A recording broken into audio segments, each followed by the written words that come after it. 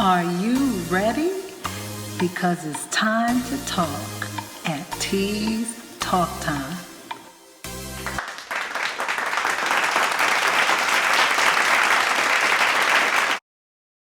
Hello, and welcome to another episode of T's Talk Time. Yes, I'm your host, Teresa Smith. And today's episode is entitled An Interview with Stephen Murray. Stephen Murray is a Las Vegas author with roots in England and Southern Africa. Praised for his unique writing style and powerful character development skills, his books cross multiple genres. In addition to being a published author, a public speaker, and an advocate for Alzheimer's, veterans, and homeless causes, Murray is a partner in a software development and support company, which he originally founded in California in 1982. To learn more about books by Stephen Murray, please visit authorstephenmurray.com.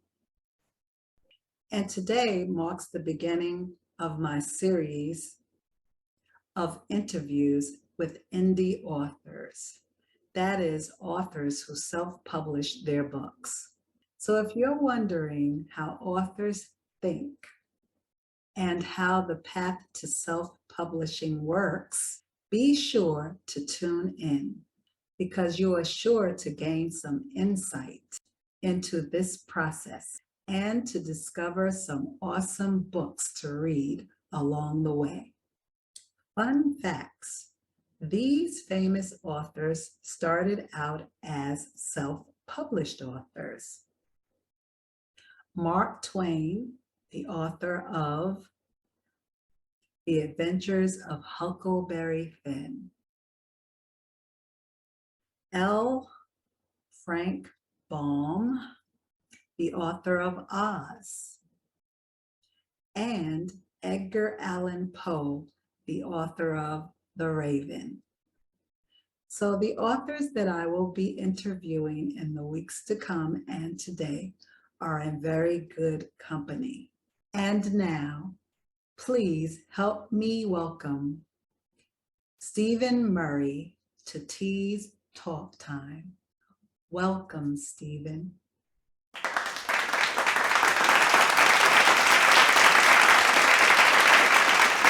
Thank you, Teresa, for inviting me to be a guest on your show. I'm delighted to be here. Thank you for your kind words, and I'd like to thank your listeners for tuning in. I hope they enjoy the show as much as I think I'm going to. Okay, so let's begin. First question, how did your journey as an author begin? You know, my journey as an author began very late in life, I have to tell you. I was virtually reaching retirement age when I started writing. And what made it begin was I had traveled extensively throughout the world.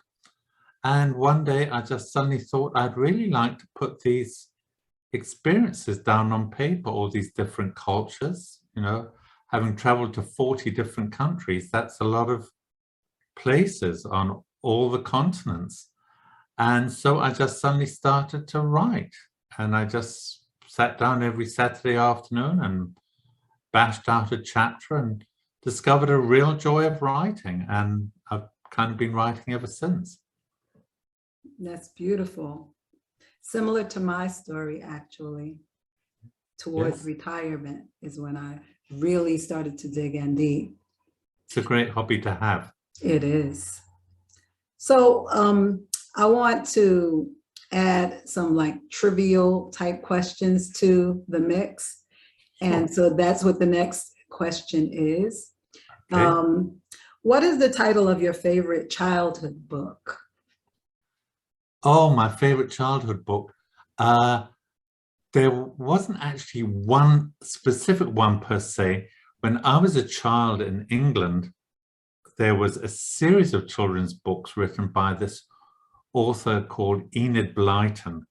there was a series of them, they were called The Famous Five. And it was about 4 children that used to get together every holiday, every school holiday. And there were 2 guys, Julian and Dick, as I remember, and the girls, Anne, and the other one was Georgina, but she was a bit of a tomboy, if I can say that now, called Georgie, and their dog, Timmy. And they always went to these exciting places. They were always adventures. And I think there were like 20, maybe 20 books in the series. And I couldn't wait for the next one to come out. They were always adventurous and exciting and just fun and easy for children, certainly children of my age, to read. I didn't have a specific favorite, but I certainly did enjoy that series of books that came out. What a nice memory, Mm-hmm. because we all kind of remember bits and pieces of our childhood as we age. And I even remember the first reader, like primer reader, that I used in school when learning to read with the teacher. It was called Fun with Dick and Jane. And I think all of the schools had that book. That's right. Yes. The funny thing is, when I became a teacher, after moving from the middle school level, from the junior high school level, I moved down to my actual licensed area, which was elementary. The classroom that I was in had not been used for many, many, many years. So as I'm going around cleaning up and moving things around, I found a copy of Fun with Dick and Jane. So that was like a blast from the past. And I sat down and I began, as I remember learning to read from this book. So you do, you have those memories from your childhood. It's amazing how they stick with you, isn't it? They do. Yes. So my next question is, what is your favorite book since you've been an adult? Like one of your favorites, because some of us, we have many favorites. What is your favorite book as you? Yes, I don't know, as I always liked the author Charles Dickens. I like the classics. Mm-hmm. I always liked his style of writing.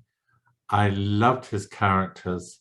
When I reflect, many of his books are downers in a way. They're pretty depressing books when you think about it. But the characters were, there was just such a depth of characters to all of the individuals in his books. And so I've always loved him as an author. I don't get too much time to read it, certainly not as much as I'd like.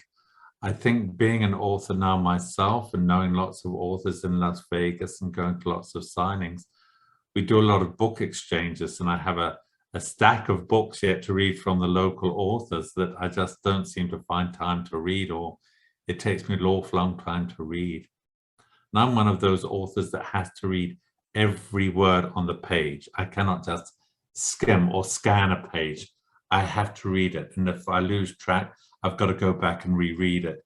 So it takes me a long time to read a book, especially those Charles Dickens ones, because they're not short stories either. Exactly. True. Okay, so Charles Dickens was your favorite author, and so you probably loved a lot of his work and his books.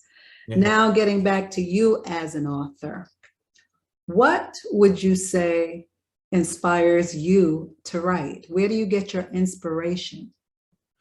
Most of it's serendipity. My biography of my travels, incidentally, is still sitting in my computer, unpublished, I might add. Wow. Part of the reason being is when I'd finished it, I'd never met any authors. I didn't know any authors. I was totally green and naive. And a publisher said, nobody's interested in that kind of stuff. You have to write for women. Women are the ones that like to read, and they're the ones with the money. And I thought, I don't know anything about women's fiction. But I stumbled across the idea. I had discovered a joy of writing.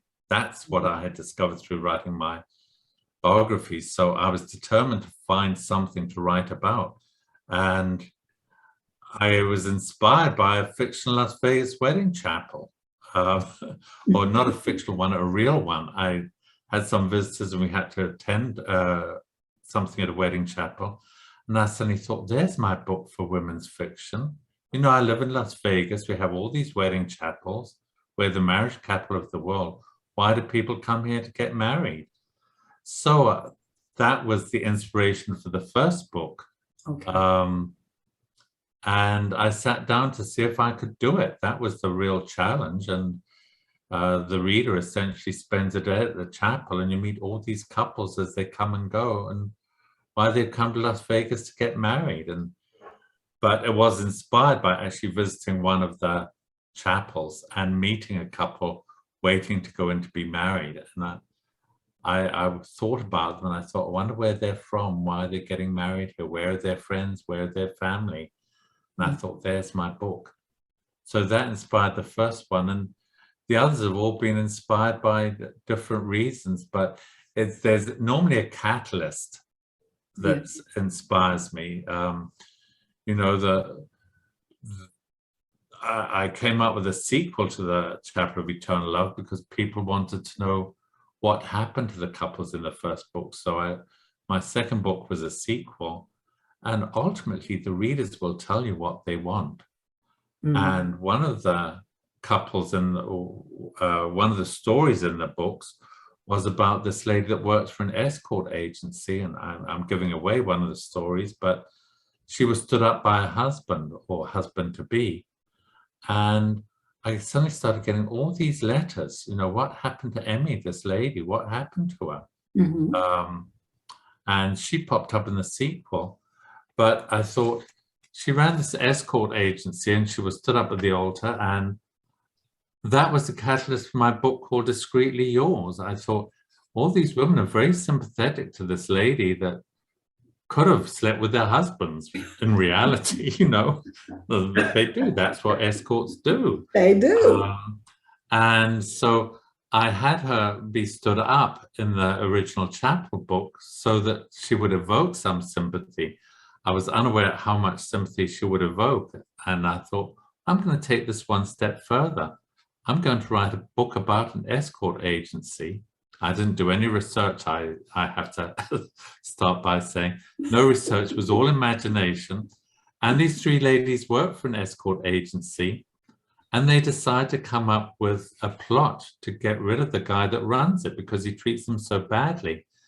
And I thought by doing that, I wonder if these three women will evoke as much sympathy if they actually kill somebody.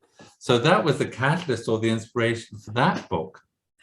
Okay. And then the last one, the Christmas novel, that what was inspired that was, I spent 2 years writing Discreetly Yours about the escorts, and that's it was pretty tough going because, you know, there's blackmail in it, there's bribery, there's murder, and there's scheming and plotting, and there's all this seedy side of life was kind of alien to me. And when the book came out in July, I was just flicking channels and I stumbled across Hallmark Christmas in July. And I thought, you know, I'm going to get myself out of this swamp in which I've pulled myself. I'm going to write something nice and warm and fuzzy, uplifting and feel good. And that's how Discovering the Christmas Spirit came about. So I'm inspired by certain events and happenings. And as I said, it's really serendipity. Yeah. And what's strange about that is most authors would say they were inspired by their own experiences. However, you hadn't experienced anything like the first book you wrote. I've never been married. And here I'm writing about wedding chapels and people falling in love and what have you. And then Discreetly Yours, about an escort agency about which I know absolutely nothing. Are you sure? And positive, Teresa, positive. And I wrote a cozy murder mystery, and there may have been times in my life I felt like murdering a couple of people, I'll grant you that, but I've never actually done it. The only aspect of my life that has come into any of the books per se is my cozy murder mystery, Murder Aboard the Queen Elizabeth II. And it's because I'd actually traveled on the Queen Elizabeth II. Oh, okay. So I was able to put it on there, and I was still able to remember the names of the restaurants, the names of all the cabins, and where the swimming pool was, and all the different restaurants and things like that. And I was able to use that experience. But the rest of my books, no, it's 100% imagination, all imagination. Wow. That's very interesting. So, That's what makes it fun. yeah, true. You can use your imagination and let your imagination run hog wild. That's true. I find that to be true too when I write my fiction books. Yes. So as an author, after you have the inspiration and after you start working on the book, sometimes we come across challenges as we're writing, one of which is writer's block. Mm-hmm. What do you do as an author to resolve that issue when you kind of reach a crossroads? You don't know which way to carry the book, or you're having a block. You don't know what to say next. You don't know what to write next. You don't know where the character's going. You don't know where the plot is going. Yeah. Fortunately for me, that doesn't really occur. And I think there's a couple of reasons for it.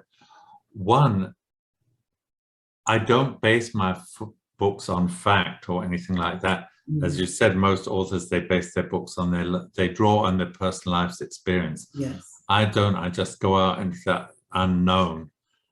And what I tend to do is, I'm a sort of a disciplined author in certain respects. I try and set aside like a Saturday afternoon or a Sunday afternoon to write.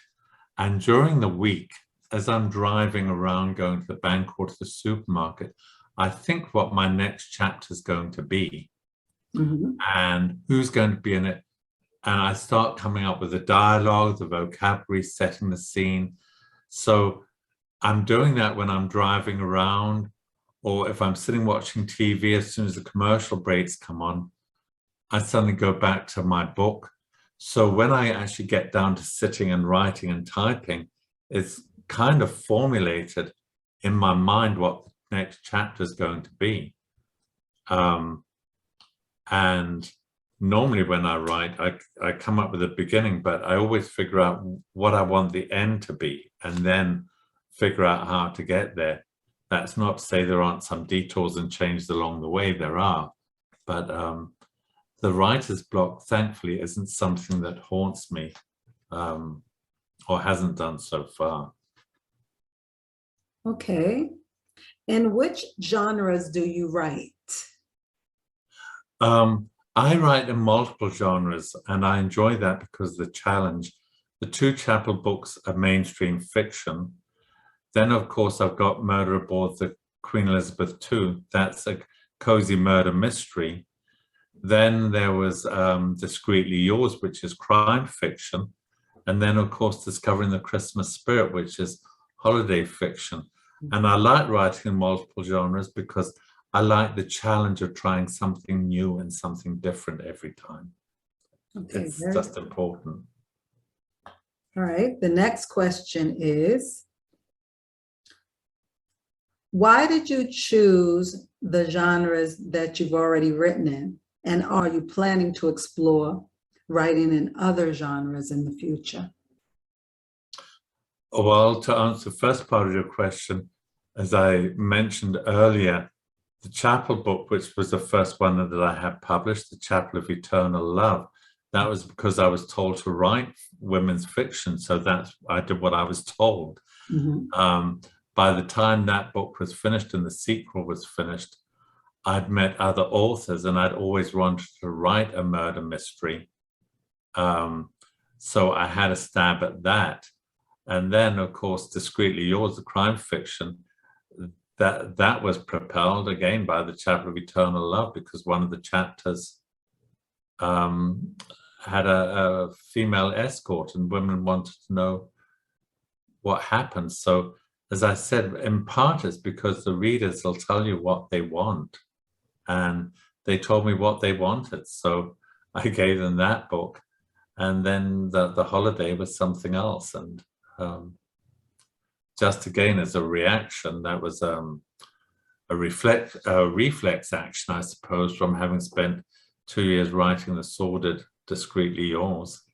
But yes, the book that I'm writing now, to answer the second part of your question, is a different genre. It's slightly paranormal, but it's a light-hearted, humorous paranormal book. It's not one of these heavy-duty, spooky ghost books. It's a light-hearted, fun paranormal. Okay. So I can throw away one of my cards because you answered another one of my questions already. It's okay. So what is your favorite genre to write in? Which one is your favorite? Every one that I've written so far, they seem to take on a different level of enjoyment. I really enjoyed the Christmas one because I enjoyed writing that because, like you, I really love Christmas. I love that time of the year. So, and I like the warm and fuzziness that it invoked as I was writing it and developing the characters and the storylines. I just like the concept of it.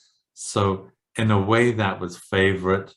I did enjoy the challenge of writing the murder mystery because it is fun to see if you can write a murder mystery and confuse people or keep them guessing right to the end, which I hope I've been able to do. So that was fun to see if I could expand the story out long enough to make it intriguing and make it a page turner. So I've enjoyed every genre that I've written in, and I don't know whether I will go, well, I'll probably one of these days I'll go back, but I'm always looking for new genres, and that's why I've come up with this light-hearted, witty paranormal book, and I hope that readers will find it witty when it comes out, if it ever gets published. It will. Well, that's another story. You know, it's not just getting the words out on paper, you know, that's just part of it. It's then getting it out there. That's a whole other story. Yes. Yes. So you kind of answered one of my questions when you gave a little description of each book that you have already written. You've given their titles, you've given a little synopsis of each. So I won't cover that. I will say that I did have the opportunity to read one of Stephen's books, and it was Discovering the Christmas Spirit, because I love Christmas and I watch Christmas movies year round. And so right now that's my favorite, but I haven't read the other books yet. So that might change in the future. We don't know once I start to read them. Okay, so Stephen, when I asked you a question about what inspired you to write, or sort of where you get your ideas from, I thought back to when I read your book called Discovering the Christmas Spirit. And make sure you can see that. Let's see. If I hold it back to the side. Let's see. It's ghosting me. It's ghosting me. Anyway, there it is. So when I read your book, Discovering the Christmas Spirit, I read a line in there that reminded me of you. And that's one of the reasons why I asked that question, because I think that in every piece of artwork, and I think writing is an art, the artist puts a part of himself or herself into the work. And I felt like I saw a piece of you in this book. So as I'm reading, you know, I'm taking notes because I'm a teacher, retired teacher. And there was a quote in chapter 2 that I wanted to read from the book.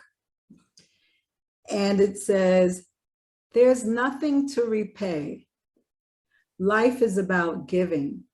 That's what we do here. We try to give back and give of ourselves.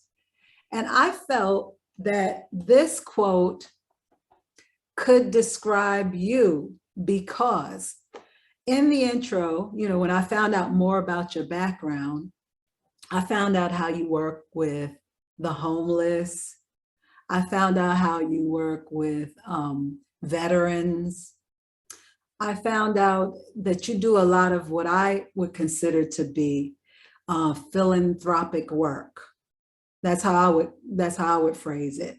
So I think that in your life, you've been a giver, and I think you still are, because I found right away when we started to email each other back and forth and message each other back and forth through Podmatch, plug for Podmatch.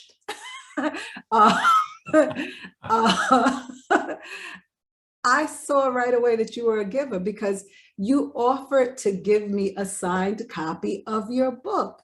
You didn't have to do that. Authors have all sorts of ways to give away their books, some through book funnels and, you know, PDFs and ARCs. They have other ways to gift copies, but you wanted to actually sign and put a message in the book for me, and you didn't have to do that. So I said, those philanthropic ways are coming through even before the interview. I feel like that chapter and some of the little nuances throughout the book have something to do with the type of person that you are and your life's work and the things that you've been doing through the years. Am I right or wrong? Well, I think that's very nice you to say so, Teresa. That really is. I accept those compliments graciously, hopefully. I think most people give back. I think my own personal philosophy, without getting too deep, Teresa, is I'm not too sure as we're put on this planet for ourselves necessarily. I think it's incumbent on all of us to make our own little corners of the world better. We can't all be presidents or kings, queens, whatever, and have this vast power to change the globe. So we can only change things and make it for the better for other people.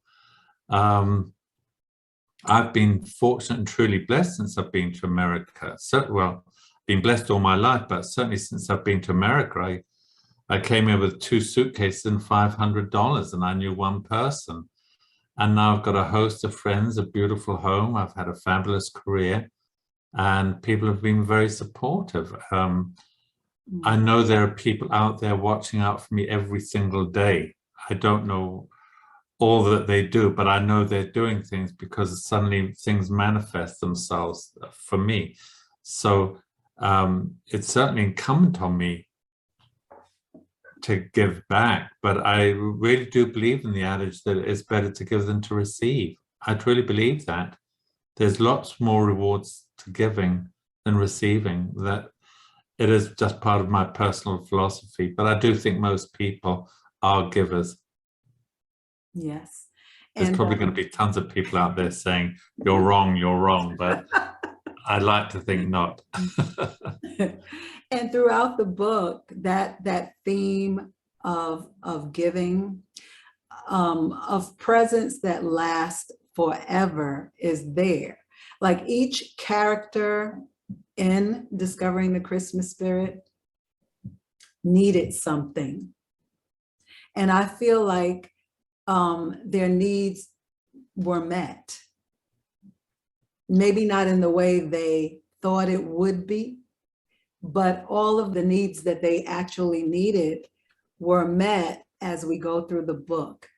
Another portion of the book that I wanted to point out was in chapter 10, when the minister, the priest, gave his sermon, and he had 3 gifts that he wanted to give to the people who were listening to his sermon. And they were peace, love, and joy. Mhm. And I feel like those are the gifts that keep on giving. They just keep on giving.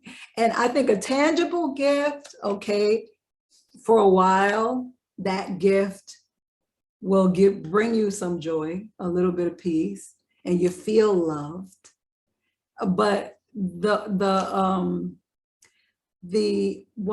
thing about these gifts that he wanted to give in his sermon, they're not tangible, but No. they're most important to have those 3 things in life. Yeah. You picked up on probably weren't such subtle nuances, but there was a reason for them being intangibles. We're all creatures of our environment in many ways, I suppose, but our life is also what we make it. You know, it's not always the cards that you're dealt, it's how you play the cards, and that make it so worthwhile. That doesn't sound oversimplistic or trite, but that really probably is how it is. It is. And so I thought that those messages in the book were very powerful, but I fell in love with all the characters and the colors and the sights and the sounds and the smells and the tastes of the village, Christmas Carol Village. And I was like, I want to visit that village one day. I'd like to live there. Me too, just for the cookies. And it's such a beautiful world. I feel like you, as I said in my review of your book, you created a world within a world, which is what you see when you hold a Christmas globe. You see a little world inside of our world, and you created that in this story. And go on. Well, part of the challenge or the interesting thing about writing Discovering the Christmas Spirit, obviously the town had to be fictitious. You know, I didn't want it to be so realistic that it was like humdrum everyday life can be sometimes. So I wanted it to be something like where the square in the center of the village's poinsettias would thrive all year long, and they keep a Christmas tree in the square all year long. Mm-hmm. In a way that's totally unrealistic. You know, I don't think there is any sort of town that does that, and all the shops with the names of the stores related to Christmas and things like that. I wanted them all to sort of have that air of fictitiousness about it, but I wanted the characters to be real and with true feelings and true passions and true concerns and troubles that they had to, true demons that they had to deal with. So it was interesting trying to bridge the reality with the totally escapist world of Christmas Carol Village. And that was for me, it was a real challenge. It might not be for somebody that's had more experience or practice in writing than I have. But for me, that was a real challenge and the fun of writing the book. And I hope that came across, that, you know, there was some light-hearted fantasy, but there was also some realism in the book as well. And you did that so well, because all of the characters are very relatable. Thank you. The real life stories. Those are stories that, you know, people experience with the people that they know in reality. Yes. And then set, like you said, in this fictitious environment. And I also noticed that you sprinkled, I see the book like a cookie, as you can tell the way I'm describing. You sprinkled the book with the duality of Christmas.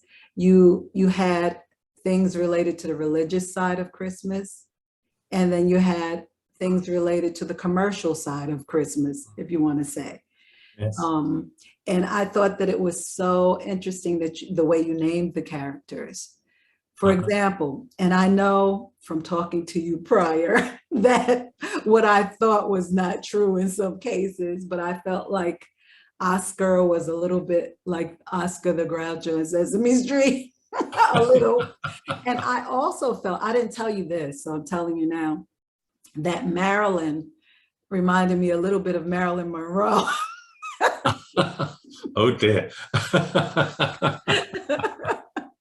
And then I saw the biblical names there, like Matthew and Ruth. Yes. So there was like there were like little sprinkles of religious type themes, but also the commercial side along with the whole Christmas theme. Like both were present in the book. Yeah, well, you know, Christmas is supposed to be a religious holiday. Mhm. I didn't want it to necessarily be a religious book, but I didn't want to totally ignore that aspect of it. So I thought by giving a lot of the characters names, biblical names, and having a minister in the book that runs a facility, for want of a better word, that would address that aspect of it. So I did want to keep that as part of the book. And, you know, the nativity, I wanted to keep things like the nativity in, but also have a night where they're doing, you know, Charles Dickens' Christmas Carol, you know, which is the more commercial aspect of it. So that's why I said it was fun juggling and trying to keep both parts of the book vibrant and going. And it really worked. I hope so. It came out just before Christmas. Unfortunately, there were some delays in getting it printed and typeset and what have you. So it came out pretty late, but it's still been selling. And I'm hoping to do a real bigger promo this coming Christmas, you know, and hopefully get it out there. And I've entered in for a couple of competitions, so we'll see where that goes. And I'm hoping it will turn into one of those little Hallmark movies so I can watch it. Oh, Teresa, from your mouth. If anyone's listening. Teresa, from your mouth to God's ear. This could be a movie script if anybody out there happens to be listening in, just to let you know. So you've written all these books. 5. I want to know, have your books been well received? You just said that this particular book was doing well and you're going to promote it again. Have you had good experiences with the promotion of your books? And how do you promote your books? Well, all my books are self-published. And I have to tell you, it's one of the toughest things, in my view, for self-published authors to market their books. That having been said, it's been one of the more surprising rewards I've had that I just didn't expect. People say put your book out on Amazon, which is fine, you know, because it can sell on Amazon. It's easy for people to just log in, call up the book on Amazon, but people still have to know that it's there. So people still have to be made aware of this, of your book. So what have I done to promote it and to market it? I try and appear on as many podcasts as I can, because shows like yours provide a valuable service for authors, whether they're self-published or traditional published. You provide a valuable service. It's one way of getting your books out there. I do a lot of book signings. I have 3 book signings this month at different places. One's at a coffee shop, one's at a bookstore, and the other one's at a bookstore and a coffee shop. It's combined. It's like a cafe, and they have a little area where they sell books, and so I've got a signing going on there. So I try and book 2 or 3 book signings a month, and also try and do some book presentations wherever I can at places like senior centers. My books are very, very pure, Teresa. Even in the Discreetly Yours, there's no graphic violence, or there's no graphic sex or expletives. Any of my books, your grandmother could read any one of them and not be upset or offended.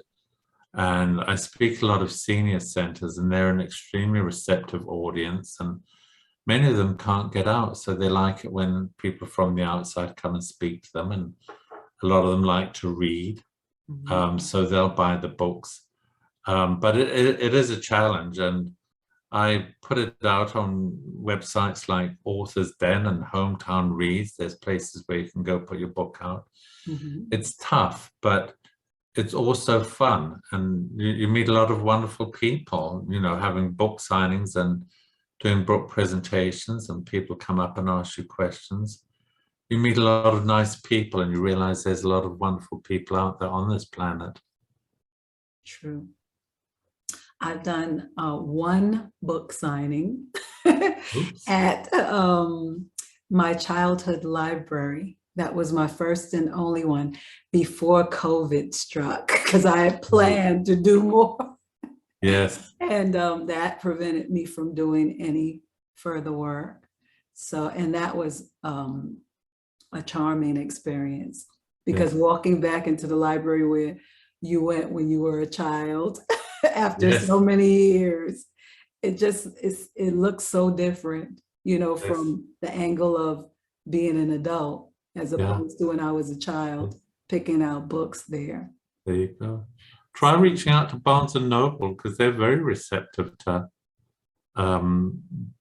children's authors and having signings for books for children. So you might want to try reach out to them.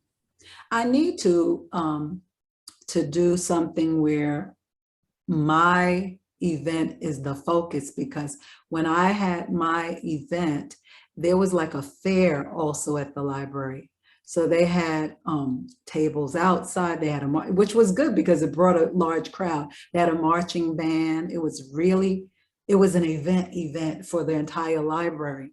And so I was stationed inside of the library in the area where you sit on the rug with the small children and read to them and everything. And on the outside, though, there was a lot going on, because they had like a clown, they had people, there was so much going on, and everyone came together when the marching band came. Everyone was, you know, I went outside and I videotaped that, and then people came in to, you know, to get library cards for their children, and there was the children's book author inside, and you know, I gave a lot of books away, put it that way. I did get a few sales, but when you see those little faces with the mommy, you're like, yes, I have a raffle for a book and keep the ticket. But then you say, you know what, just take the book. Yeah, it happens. You do land up giving a lot away. You hear of a sob story and you think, oh, well, but it is what it is. And it is. You know what, we all have to think that at the end of our life, we hope that giving 1 book away to somebody that can't afford it but would really like to read it, if that's going to show up on our radar screen, you know. Oh yeah. Maybe we haven't lived our life to its potential, perhaps. True. So now here's the big question, one of the biggest questions. What advice do you have for new authors? Oh, for new authors, probably 2 things. I think the first is a very practical one. Be sure that your book is professionally edited. And when I say professional, you know, people say, oh, my mom's an English teacher. Well, an English teacher doesn't necessarily make you an editor any more than an editor makes an English teacher. or they'll say, I have my daughter edit it, she's good. You need somebody that hasn't heard you talk about your book. They know nothing about it. They can read the whole thing objectively. They don't know any of the characters. They don't know the storyline. They don't know where it's going.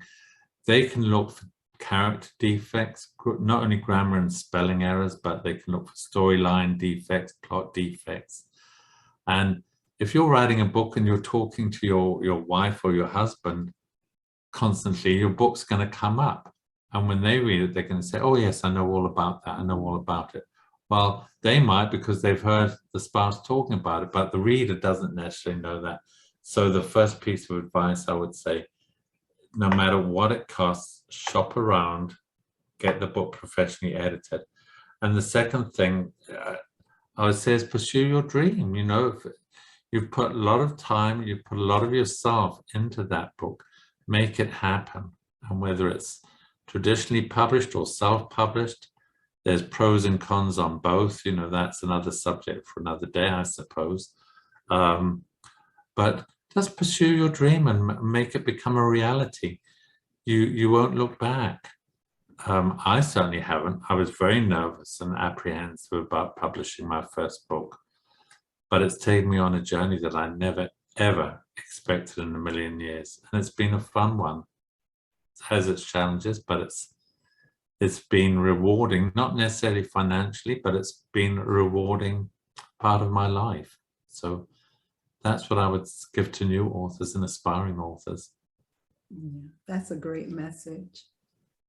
I accept it. I'm not as new as the other people, but I accept that message. And I co-sign on it. There you go. Here's my final question, Stephen. Where can my audience find your books and find out more about you? They can find out more about me by visiting my website. I have websites for each of the books, but there's a master website, and it's quite easy. It's www.author.Stephen Murray, and that's STEPHEN Murray RURRAY.com, and they can go there, and there's a whole section about me and my background, and then it lists all my books, and if they click on each of the books, it will take them to that particular website where they can read professional reviews, regular reader reviews. They can see upcoming events where I'm speaking at, where I'm having podcasts, things of that nature. And the books are also available. They're all available, of course, on Amazon. They're available at Barnes & Noble. They should be able to walk into any bookstore and purchase the books. Okay. So on that note, I want to thank you again very, very much for joining me on my little podcast. I really appreciate you. Oh, I feel like I've made a lifelong friend. I feel like that too, Teresa, and I thank you for inviting me on your program again. I wish you much success with your podcast and your books. And I again thank the listeners for tuning in. I hope they enjoyed it as much as I enjoyed being on your program. You stay safe and stay well, and every success. You too. And before we go, I'd like to wish a very happy Mother's Day to all the mothers out there, since this will be airing on the weekend of Mother's Day. Oh, lovely. So happy Lovely. Mother's Where would we be without them? Exactly. And so, as I say at the end of the show, I'll talk to you later. Take care. Bye. Bye.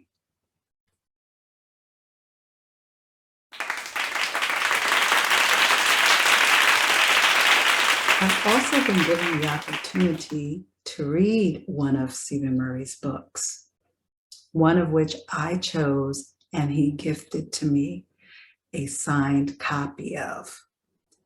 The title is Discovering The Christmas Spirit. Really enjoyed this book. I really, really enjoyed it. I hope you go out and pick it up. It's a really good, inspiring, and heartwarming book.